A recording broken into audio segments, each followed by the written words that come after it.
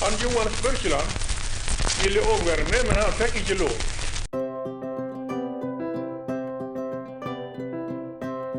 Norsk språk og dialekter er immaterielle kulturminner, og det som blir sagt er flyktig og finnes bare i øyeblikket. Og da trenger vi opplysninger fra mange personer om hvordan de snakker. Sagt på disse litt abstrakte måter blir det klart at det er ikke bare bent fram og samle inn. Et stort framsteg var det da en fikk lydskrift på slutten på 1800-tallet. De som reiste ut i felten kom hjem med oppskrifter som kunne se for eksempel slik ut. Men det er mye til lyder en ikke får med i slik skrift, f.eks. tonegangen, og en kan heller ikke kontrollere om feltarbeiderne er greid å skrive ned korrekt. Olai Skullerud var lenge styrer på målførersamlingen, og i 1948 fikk han en idé.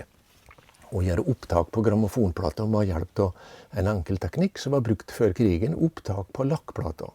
Skullerud fikk til samarbeid med Albert Eide Gloppen, som før krigen har laget opptak med millioner folk som ville sende personlige hilsener til Amerika.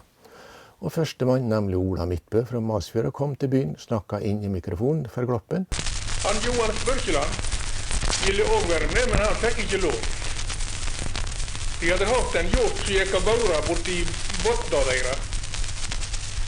Så tenkte han Johan seg opp i rå, han gikk bort før de andre borti båtna og tok til å hogge ved. Det ble 8 slike plater med Midtbø.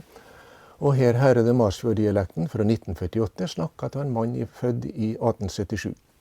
Lyden inneholder mye spraking, men er likevel hørende.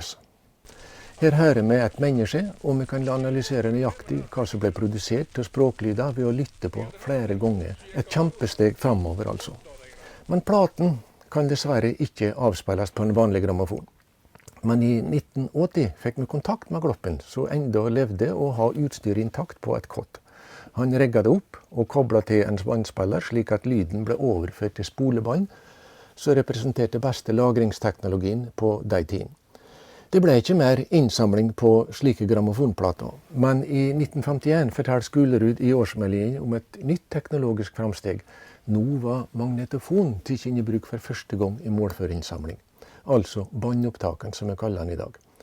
Nå fikk en fra Fana til å snakke inn, men så føyer Skullerud til at han senere let disse opptakene bli overført til lakkplater. Han følte seg altså ikke trygg på framstegen med båndopptakere.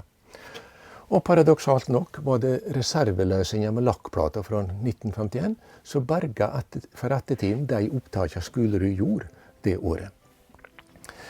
I dag lager vi datafiler til alt vi skal lagre. Men det store spørsmålet er hvor lenge vi kan stole på at harddisken, serveren, CD-en osv. blir leselig i fremtiden. Men det er et velkjent problem for det meste av samfunnet i dag.